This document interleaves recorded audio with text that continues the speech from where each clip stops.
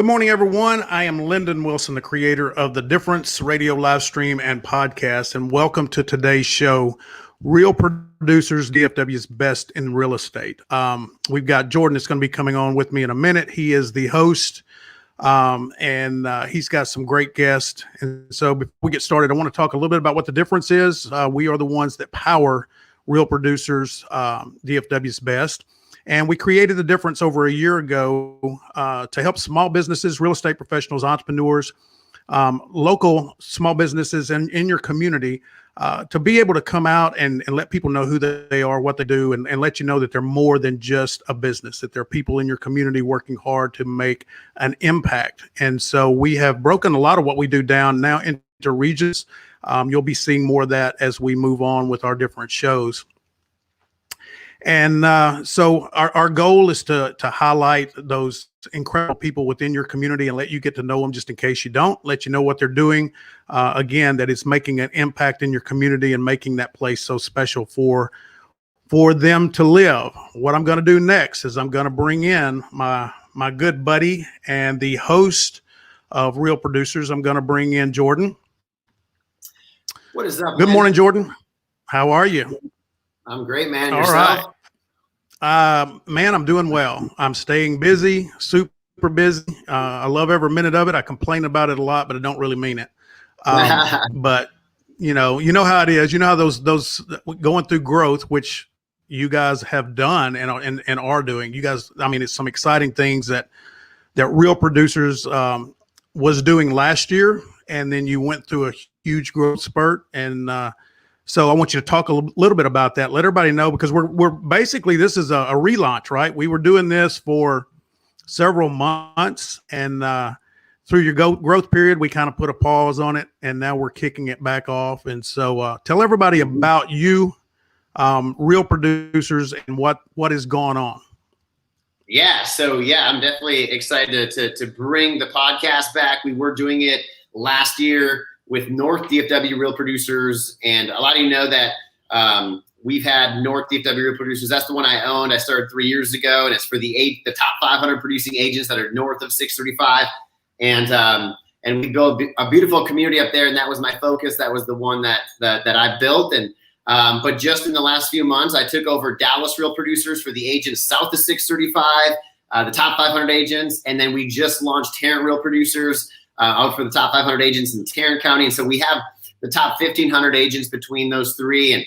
And I've built an amazing team of people with Rochelle and my good buddy Lance Donahoe and Janik, all these amazing people. We've grown and expanded, and we're trying to evolve and rebrand and all these different things that we've been doing. It's been a huge learning experience for me as we expand into these different markets. And there's just so many different things that we've been doing. And really excited to bring on the podcast. And again, the idea of this too is, we want to, each week we're going to bring on the best agents and the most highly recommended, most successful businesses in the DFW market, just to talk about their businesses, their success, what they've learned, what they've gone through, different stories and things we can learn from these people that are some of the very best at what they do. And so we're just excited to bring on these guests each and every week, and it's always going to evolve like it always does, Lennon. We know that we switch things up and we improve and we go left and we go right, but we're excited to bring this podcast back, and I'm excited about the two guests that we have on for today. All right. Well, right before we get to them, you are right. There's so much that goes on, and you guys are so active in bringing as much value as you can to people that are involved in Real Producers. And so you have a lot of events. You just got through with a couple. I don't know if you want to mention and talk about that a little bit before we bring the guest in, but I know that those were some really exciting events. A lot of people they really enjoyed it. So if you want to just share that real quick, just so people know if they didn't. Yeah, absolutely. So March 25th, we had our first event of 2021 for Dallas Real Producers. We had the Four Seasons in Las Colinas. It was a beautiful day, a beautiful venue. That was actually my first event as the owner of Dallas Real Producers. It was so great to meet some new agents and people that are more tailored to that south of 635 territory. And so it was an amazing event, and we're so excited for the next Dallas Real Producers event that we'll be having this summer. But then April 1st, we had our North DFW Real Producers event, which was at Andretti's in the Colony. And man, that was the energy was just so good at that event. It was probably one of my favorite events that we've had. I think there were so many people have gone through this last 12 months and not really been able to have as much face-to-face and as much networking as they would have liked to have had, obviously. And these agents and businesses are some of the most social people on the planet. And you could just feel that energy at the event, that people were excited to be back. It was a beautiful day. It was a great venue. And there was just so much hugging, and the conversations were even more lively. And we had close to 300 people at that event. So just feels so good to kind of be back into a normal routine, just tripled from what we did last year. And our Tarrant Real Producers, if there's Tarrant Real Producers people listening, you know, our very first launch party, since the second publications hit mailboxes as we speak, our first launch party for that market is going to be June 3rd, I believe. And so stay tuned for some details coming out on that. But we haven't forgot about you. We're gonna be pouring love on those Tarrant people as well. And so, but yeah, it felt so good to have those events. Awesome. Well, you guys are doing a great job, and really proud of you and happy for you and Rochelle and Lance and Jenica, all of the people that work. And you've got some great businesses you work with. I know that we'll scroll those toward the end of the show so they get a little love as well. But let's bring your guest in. I'm excited to start talking to them and hear a little bit more about them. But if you want to introduce them, and then I will bring them in. Yeah. So what we're doing too is this week I'm kind of bringing in some North DFW agents, some North DFW businesses that we work with. Next week, Rochelle's going to focus more on Dallas. The week after, Lance is going to focus more on Tarrant, and that's kind of the routine that we're going. So we have some amazing people in our northern community that are going to be hopping on. And one is a lady that I met, I believe it was in 2019. She's with Keller Williams Frisco Stars, and she's been just absolutely amazing. She was actually featured as our Realtor on the Rise in our April issue, which is hitting mailboxes right now. And I'm going to pull up so you can just see. And that is, go ahead and bring her in. That is Elise Guthrie. Hey. All right. Welcome, Elise. It's good to be here, and I appreciate everything Jordan does, and was honored to be featured in the magazine this month. It was a beautiful feature. It was I was actually just reading through it this morning, and we're super blessed and excited to share a story. I mean, the success that you've had, and what is it, about 5 full-time years of real estate, right, Elise? Correct. Yes. Yeah. I mean, you've been doing just absolutely incredible, and so we're excited to talk to you, and also the other person that we brought on is someone that works with Elise that Elise introduced me to not too long ago. And she was actually one of our premier sponsors for our last event at North DFW at Andretti's. And she had her logo on the step and repeat, and it was hard to miss, PBJ Mortgage. And so one of the managing partners there and becoming great friend is Jacqueline Crider. And so bring her on in. Hey there. Hey, Jacqueline, how are you? I'm doing well. Yeah, I'm super blessed to be able to have met and started working with Jordan, and Elise and I have been longtime partners, which I'm super blessed to be a great partner of hers too. We work well together. Yes. Very. And here's a familiar looking ad in the Real Producers magazine, first one. So supporting PB&J Mortgage. So thank you guys both for being on. And why don't you guys tell us, because you guys, Elise, you introduced me to Jacqueline, we hit it off, and she's now a partner. Why don't you guys kind of quickly tell us, how did you guys meet? How did your guys' relationship start? Facebook. That is how it started. Do you remember, Elise? That's how all great relationships begin, right? I know. Right. I always joke that when I finally meet somebody in real life, I'm like, wow, now we're real friends, not just Facebook friends, right? Like Jordan, you and I have been friends for a while too. You didn't even know. So now we're friends in real life, not just on Facebook.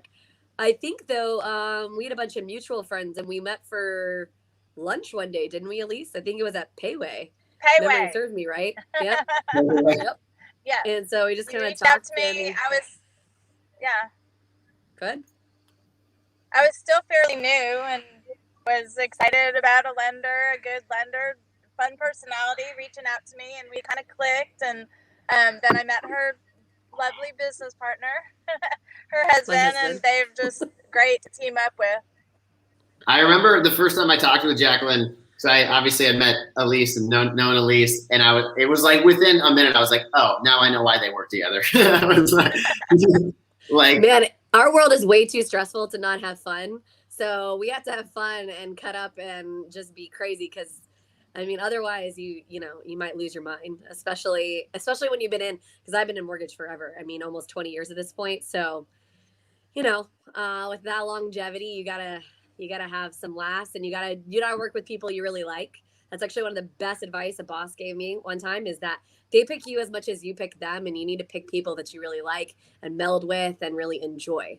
So that's why I work with Elise. So ladies, I've got a question for both of you. What, besides having fun, what makes a good partner? You want to answer first? Or you want me to? Either way, you go first. So in my opinion, it's true partnership, as in we each sort of stay in our own lane, but we both help each other. So one of the things I say all the time is that we have the same goal, right? Our goal is to help our client with the best possible professionalism, as well as getting them to the table in the easiest way possible. So the only way that happens is if we're working kind of in concert.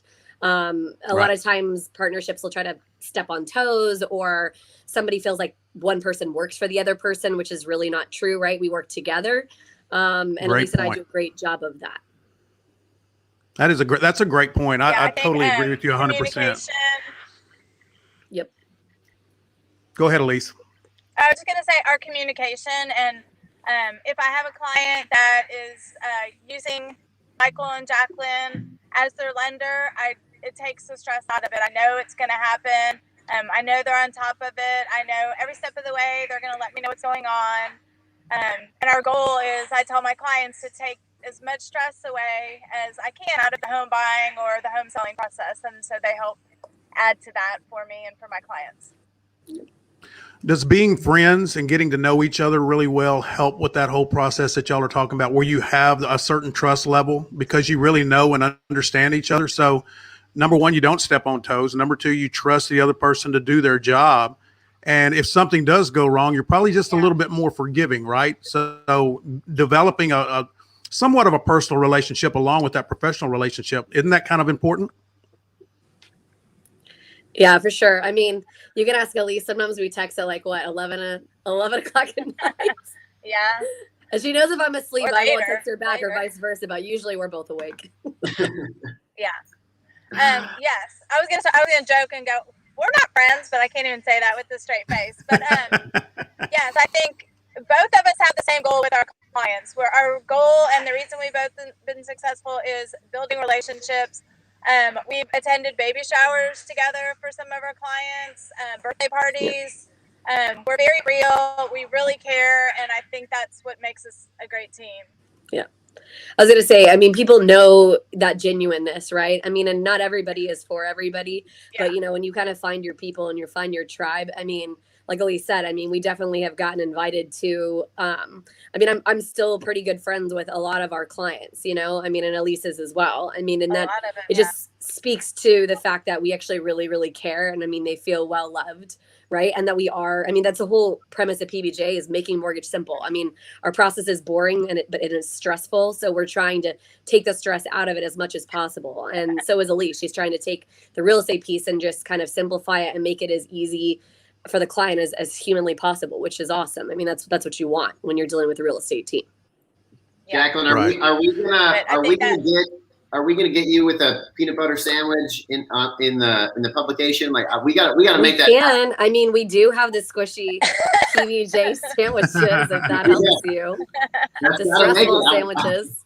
That's got to go in the next issue. It has to. I was going to say, well, and then they're not here today, but we have puppies that are peanut butter and jelly. Yes, I have dachshund puppies that are peanut butter and jelly, because the dog in the ad, unfortunately, is my best buddy Schnitzel, and she passed in August. So I'm a huge dog person. I mean, anybody who has ever seen my Facebook page absolutely knows this, especially dachshunds. So yes, we peanut butter and jelly sandwiches. You know that goofy it's like peanut butter and jelly time, you know, like that dancing banana. I may or may not have bought a banana costume recently. Let's go. So there will be a live with me dancing in a banana costume. I also want that in the next issue. Yeah, maybe we can have me in a banana costume. So, you know, fun times. That is She great. would do it. She would do it. I would. That and then hats. I mean, everyone knows me as the lender in the hat. I'm always wearing hats. Jordan, I don't even think you know that, but I'm usually in a hat. I don't think I believe you because I've talked to you many times and I haven't seen you in a hat yet. So she's going to prove it. Oh, let's go. I told you, I'm usually the lender in the hat, and I have a million of them. Let's see. That's like the Red Hatter's hat, but purple. Oh, I have a lot of hats. Probably Yes, she does. 20 something, maybe 30. I don't know. A lot of them. That's great.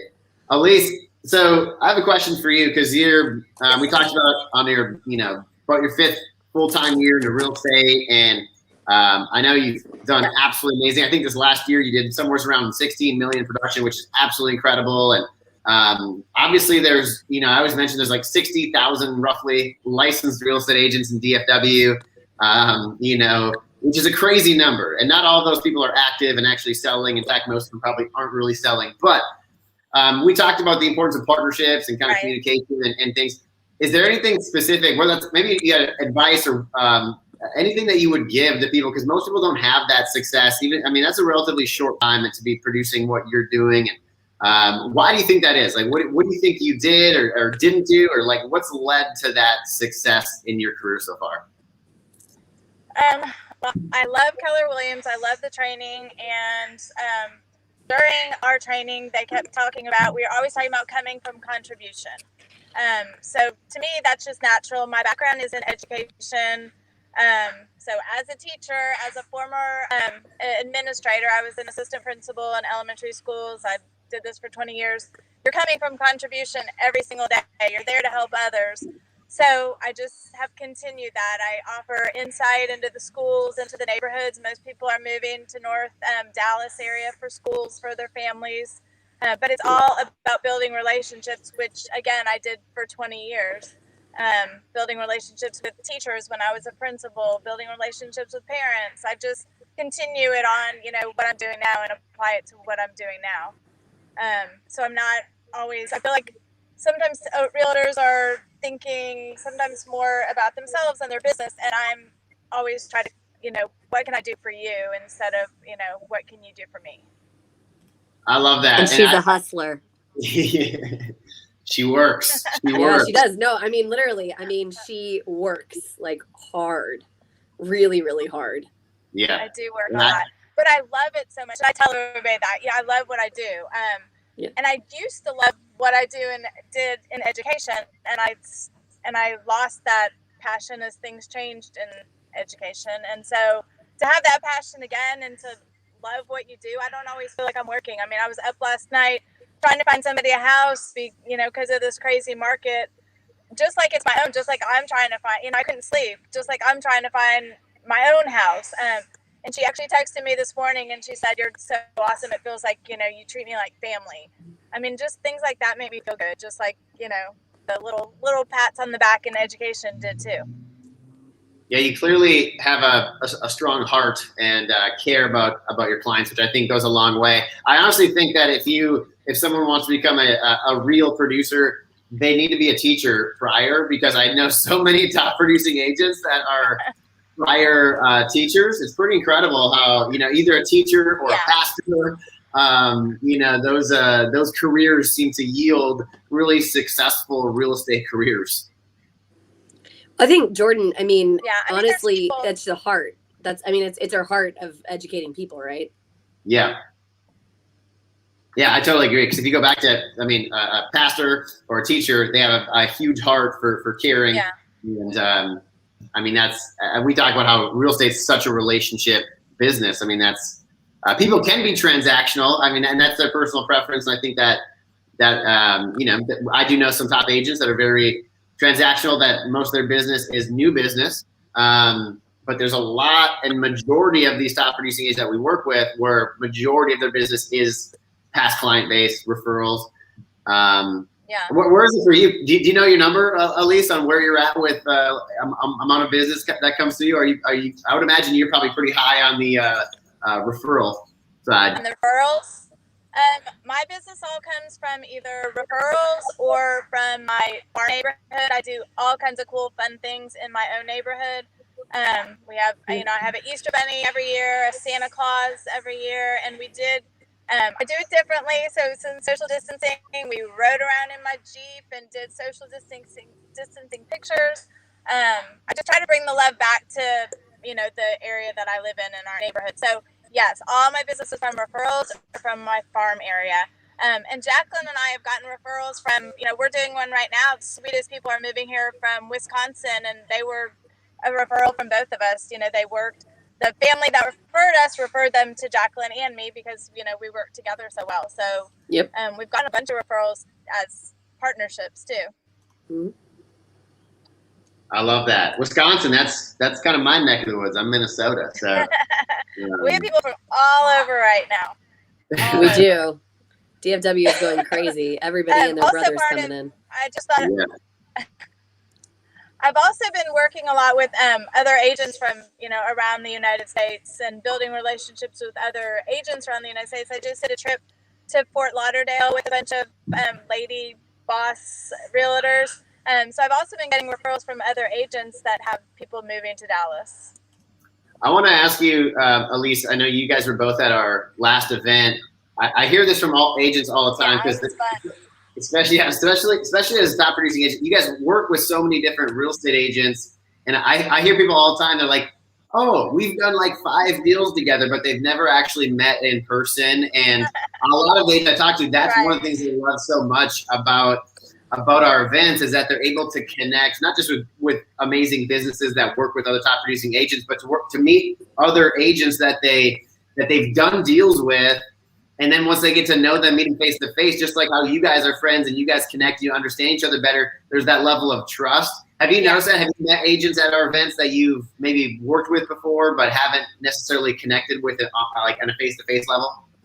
Yeah, at the last event, even beforehand, I talked to 2 agents that I've worked with recently, and I was like, we need to find each other. And then one of them, we're standing at the bar, and I never met her before, but I was like, is that you? Is that you? And she's like, is that? So we're hugging, and we just hung out all night. I think it helps. It helps with this competitive market too. If you have a face and somebody you trust, there's multiple offer deals, and they're gonna money's not always the top priority. I mean, it's high up there, I'm sure, for the sellers, but sometimes just because of the relationships and they know how you're going to be to work with, I feel like I've gotten my buyers under contract because of that. Yeah, I love that. I hear that so much, and I think that it's a big value for you guys to actually know and have that level of trust when you guys work together. I want Landon. He's been hiding in the background. He's always got good questions. I want to let him. I'm sure he's just sitting there chomping at the bit to ask you guys some questions. So, Landon, if you got some, I'd love for you to hop in, brother. Well, one of the things that I'm just hearing from this conversation that as a business development strategist for almost 20 years now, and you guys talked about being transactional versus relational. Jordan, you're exactly right. You can generate revenue, but you generate being transactional, but you generate wealth being relational because it's a continued growth of what you're doing. Jacqueline, before just a little bit before, you mentioned how y'all work together with the buyers and how well that helps. How important is that? Because I know I was in mortgage for a long time and credit repair for almost 20 years. How important is it for that buyer and that comfort level to feel like you guys are on the same team, you're on the same page, and you're working together in unison to make sure that they're taken care of? Because, and without going in a negative way, sometimes when an agent is working with someone they've never worked with before, there is that conflict. They don't have the same synergy working together. And it doesn't mean they don't like each other or that either one of them is bad. there's just not the connection. And I think sometimes, and I've been there as a buyer, you feel the tension, and dang, buying a house is stressful enough. I don't need extra tension. So talk about how important that is for a comfort level in buying with you guys and having that team format. Yeah, I think it really makes a huge difference, when you're talking about comfortability level. I mean, especially on our side, you have to remember that I always joke and say that the real estate part is the sexy part of the transaction and the mortgage side is the boring part. We're really important. You need us. You usually don't have a bunch of cash sitting around in your account so you can pay cash for a house. So you need us, but we're not exactly the exciting part of the transaction. And it's really intimate, right? I get to go, I kind of get to dig into the nitty gritty of all your financials, and that kind of makes people a little uncomfortable. So it's a much easier conversation if we sort of have that tie-in where the real estate agent has sort of said, this is why, we use Jacqueline and Michael, they're amazing, et cetera. So it's a little easier for them to have those conversations. It's why Elise and I also work really hard to get referrals, right? Most of the time customers are about 6 or 7 times more likely to refer while they're in process than any other time. So Lisa and I do a good job of trying to insulate them when they're going on through the process so that we can hopefully gain more referrals, right? Because that relationship piece is super, super important. And it just makes it a lot more fluid. And like Elise said, she doesn't have to worry about being updated. She knows that if there's something going on, we're going to let her know, good, bad, or indifferent. And it is a little bit more complicated when you don't know the other side, because you don't know if how they're going to act. They may want to be texted every single day, which we may not have an update every single day, right? Or maybe they don't want to be texted at all. And so now you're bothering them because you're, giving them periodic updates. So there's a learning curve. So it definitely makes it easier when it's a partnership, for sure. Absolutely. Elise, tell me, being in the industry 5 years, obviously you've got in the accomplishments that you've made. What was the biggest challenge when you first got started? Kind of the unexpected thing about real estate that kind of blindsided you. That's a good question. I don't know if there were any challenges. So it was just, I don't know if there were any challenges. From day one, I loved it. I guess just gaining business, there's always days that are, frustrating. It's like, I'm out here, I know exactly what to do, but I don't have anybody to do it with. Just, it takes a while to be, consistent. I had to keep doing things, and you don't see the results right away. But just being consistent and developing relationships with people. And honestly, everybody knows a realtor. So you have to set yourself apart and be on top of their mind. So consistency of getting on top of their mind and doing the same things over and over. Even if you don't see results, you keep doing them because you will. Right. How long did it take for you to start? Because I think they say getting in real estate, don't typically expect a deal until roughly maybe 6 months in. When did it start to take off for you? How long in, and what did that process look like? Well, the first year and a half, 2 years, I was teaching part-time. So, that was hard. So anything other people didn't want to do, I was like, I'll go to, Terrell, I'll do that rent for $200. It's so cool. Right now I have, one of my first clients, I probably made $200, $300 off Elise, young guy in his 20s. And now he's called me back. I've kept in touch with him those, 6 years, and he's ready to buy a house now. And so he's getting, pre-approved, and, he was in his early 20s then, and now he's in his late 20s and he's going to buy a home. So I didn't feel like anything was, too easy, too, beneath me to do. I did anything anyone else didn't want to do. You humbled yourself. Cool. Yeah. There were a lot of people. I have a lot of those. I was the queen of leases. I didn't make that much money my first year, but that was all just, setting in, building my business for now, because there's a lot of people that I kept in touch with that were leasing that first year and ended up buying a house, and a couple bought, sold, and, having a baby now. It's just really cool. You're laying the foundation down for sure.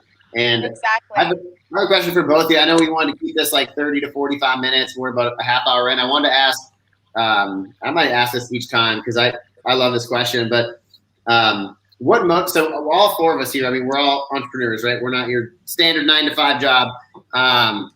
I'm curious what motivates you. What motivates you guys to do what you do? You know, like when I moved from Minnesota to start Real Producers, I think people are. I'm a Tony Robbins fan. He always says people are motivated by either pain or pleasure, right? Motivated by, for me, that's pain typically is the biggest motivator. For me, like when I moved down here, I have a healthcare background, and there's nothing wrong with 9-to-5 jobs, but I do not like 9-to-5 jobs. They feel like a prison to me, very capped, and my personality screams if I'm in that situation.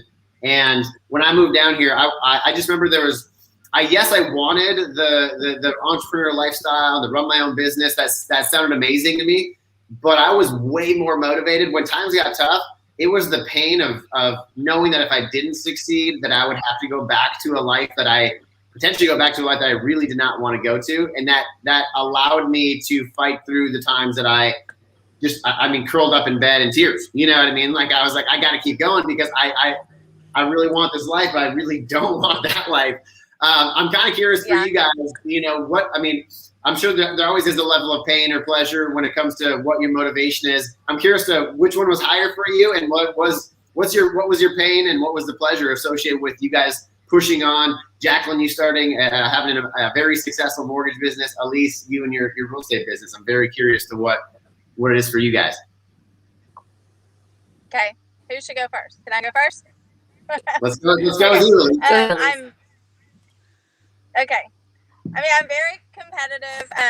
So I'm always looking at the numbers, and I want to be, the top on my team, the top in the office. But I just think I'm motivated by helping others, and I just get such satisfaction of, how happy people are at the closing table, and, how I feel like I've built this relationship and have a new friend. I don't know. I just love what I do. And so it doesn't always feel like work, and I'm just motivated by helping other people, I guess, would be my answer. So yeah, you're motivated by the vision, it seems like, whereas yes, the vision again, but pain was a huge motivator for me. Did you have any pain associated with you were a teacher. Did you love that life? Was there any, apprehension about having that career? I think as a teacher, I even had, I have a master's degree in administration, and I was an assistant principal and an instructional coordinator, and not that money matters, but there's no motivation in teaching to be better than others. It has to come within. You can have this. I just think that I think that's a real disservice to children and education. You can have a great teacher and a teacher that just shows up every day and does the bare minimum, and they're going to get paid the same. And so I think my motivation comes within because of that, but now also I get to be better, and the sky's the limit to what I can do. I don't know if that makes sense.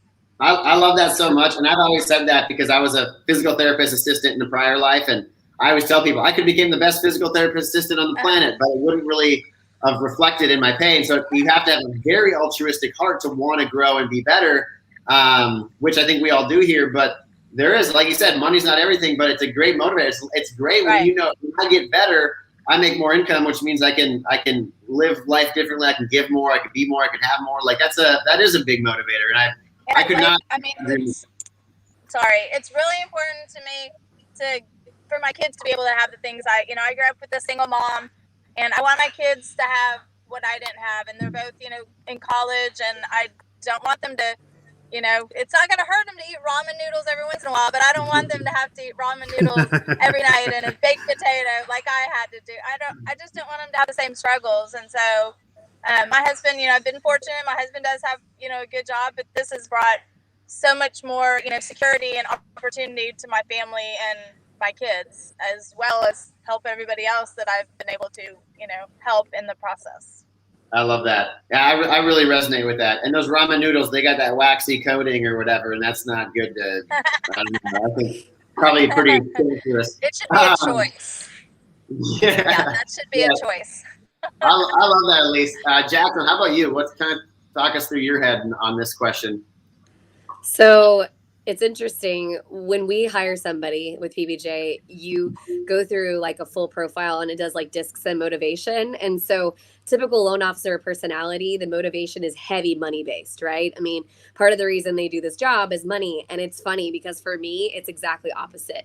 I am totally motivated by people and by positive affirmation. Like that's 100% my motivation. So I always believe that if you treat people right, the money will come. Right. I mean, it's not like I'm doing this job for free. It's a stressful job. It takes a lot out of you. I mean, I highly encourage like anybody who wants to be a loan officer or be in our world. I'm like, hey, it's amazing. But I paint a very realistic picture of some of the things that people don't paint on, late nights, the stress, when the customer does something that they don't realize is wrong and now it messes up the deal. I mean, just those real life things. And I mean, I get to be the one who helps solve the problem. And for me, I love people and I always have loved people. It's just my heart. I mean, even when I was in high school, I went to Trinity Christian Academy here locally, and like on senior, you get like an award of like what your number one character quality is. And for me, mine was service. Right. And that's just my heart. So for me, it's people. Yes, I agree with you on the pain side. Like I can't do 9 to 5. It's not my personality. I used to tell every boss I ever had, look, I am not going to be 100% every single day. You're going to get 400% from me 75% of the time, and you're going to get 50% of me 25% of the time. And I don't get to pick the day.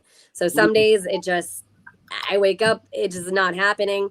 So on a regular 9 to 5, that's a problem, right? Because I need to be 100% every single day. And I personality wise just can't be that. That's just not who I am. But you'll never find anybody who works harder for you than me, who gives more than me, because I just care about people. It's just ingrained. I mean, that's just how I was raised, and my parents are entrepreneurs as well. So I don't know any other way. In fact, it's a joke that I have to go on lots of vacations. Elise can tell you, we work from anywhere in the world, and I've taken phone calls from Croatia and Taiwan and Japan and everywhere, because I'm not going to not service my customer, but I like to travel and I like to go everywhere. COVID's put a little wrench in that situation, but it's okay. Still trying to travel locally. So Jacqueline, maybe those days, you said 25% of the time you operate at 50%. Those are the days you need to start drinking coffee. That's just my thought, but everyone thinks though. I have a lot of natural energy, and everyone thinks. I used to get asked the question all the time when I was in mortgage compliance. They'd say, "So how many cups of coffee have you had today?" And I'd say none, and they were like, "No, like 4 or 5, right?" And I'm like, "No, really, none. I have had no coffee. I literally have never drank it my whole life." That's crazy. Yeah, that is crazy. This is all natural, good or bad. Good or bad. Everybody listening is like, what? I'm in the process of breaking my Starbucks addiction right now. So far so good for 2 weeks. But there you go. Jacqueline, by the way, I was going to tell you, just not coffee. I've gotten all my protein shakes back now, so I'm pretty good on that. But I was gonna tell you, you went to TCA, right? I did. So I coached at Dallas Christian. Christian for 14 years. So nice. Very familiar with TCA. So yeah, we played against you for sure. Actually, that was one of the things I really loved about going to TCA, was that we had to do a service project every single year. It was a requirement. Actually, a funny story, the reason everyone thought I was going to be a teacher, okay, everybody. Like I taught a kindergarten Sunday school class, all 4 years of high school. I actually was a tutor all of high school as well. Like that was my job.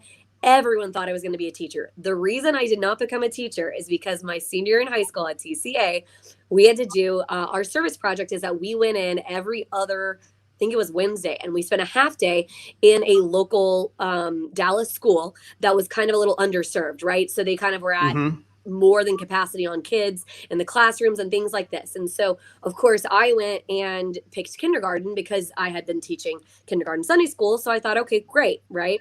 Because kindergartners, they don't have a great attention span, but they usually love their teachers and they still kind of have that zest for learning. Like they, it's still exciting. Right. And I love that about kids, right?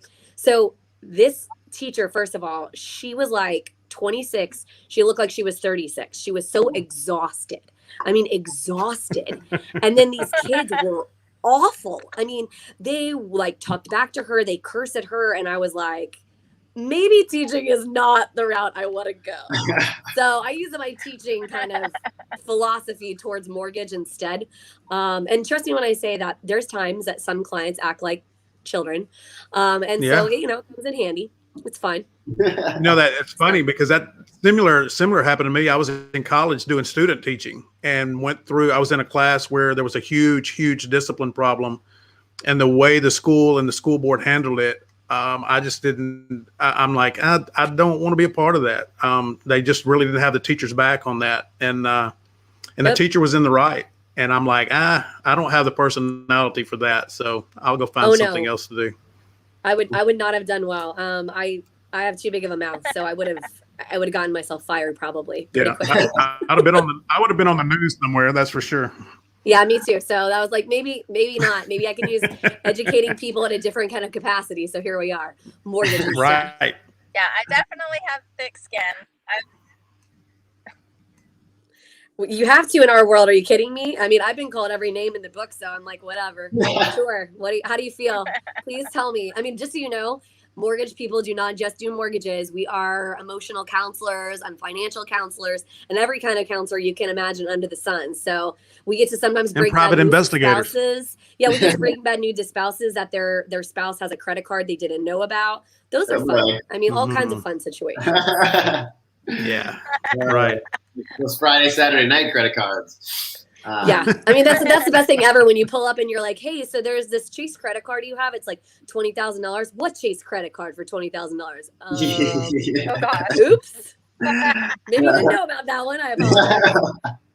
Well, hey, I appreciate you guys coming on. This was super fun, and I just appreciate you both so much. And Elise, on Jacqueline too, why don't you guys, if there's an agent listening or anyone listening that might be interested to connect with you guys, Elise, what's the best contact for you? And then Jacqueline, why don't you share that as well? I am always on the go in the car, so text or phone call. I still have an Austin number, although I've lived here for 11 years, I think. 512-217-1412. 512-217-1412. I love to help other agents. A lot of people know that, and I'm always here to answer any questions. Awesome. Thanks, Elise. Jacqueline? For me, same thing. I mean, text, email, phone call. I think my information, I think, is at the bottom of the screen as well, but my cell is 469-766-4811. And then my email address is my first initial J and my last name Crider, which is CRIDER, and it's at pbjteam.com.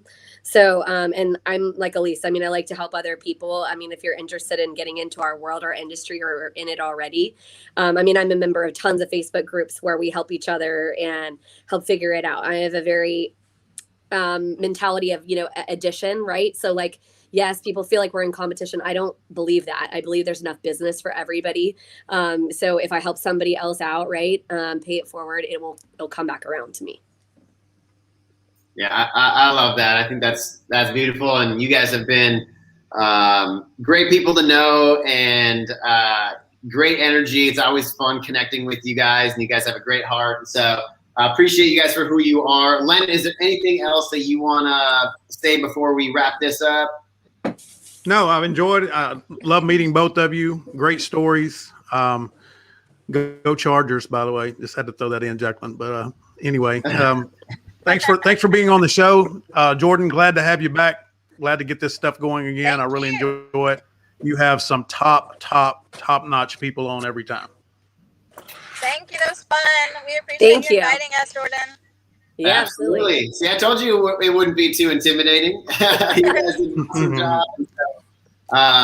Yes. So again, anyone who's listening, we'll be on each week. Next week, my assistant publisher Rochelle is going to be on. The next week after is going to be Lance, and all three of us are hopping on the week after. And so make sure you guys tune in each and every week to learn, from the best of the best in the DFW real estate market. And so thank you guys all so much. I want to do a quick shout out to all of our business partners that are a partner of Real Producers. They've all come recommended by the highest producing agents like Jacqueline and was recommended by Elise. And so Just want to say thank you guys. Thank you, Jacqueline. Thank you, Elise. Thank you, Lyndon. Thank you to all of our partners. Thank you to the agents that make Real Producers happen. And we will see you guys next week.